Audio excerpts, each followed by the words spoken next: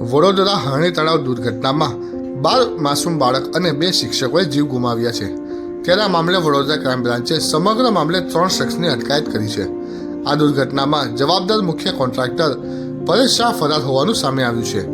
ત્યારે crime branch દ્વારા manager Shantilal સોલંકીને પૂછપરછ માટે અટકાયતમાં લેવામાં આવ્યા છે। અંકિત નામના શખ્સની પોલીસે પૂછપરછ માટે અટકાયત કરી છે। મુખ્ય કોન્ટ્રાક્ટર પરેશ શાહનો તળાવની બાજુમાં સનેરાનો પેટ્રોલ પંપ છે, જે હાલ ફરાર છે। બોટ ચલાવનાર નયન ગોહિલ તળાવ કિનારે સેવ ઉસળની લારી ચલાવે છે। હાલ ત્રણેયની પૂછપરછ કરવામાં આવી રહી છે, તો બીજી તરફ પોલીસને હરણી લેક ઝોનના ઘટના પાસેના સીસીટીવી ફૂટેજ પણ મળ્યા છે। ત્યારે પોલીસ સીસીટીવી ફૂટેજના આધારે વધુ તપાસ કરી રહી છે। વડોદરાના હરણી તળાવમાં ગોઝારા અકસ્માતમાં માસૂમોની બોટ પલટી મારી જતા જીવ ખોયા।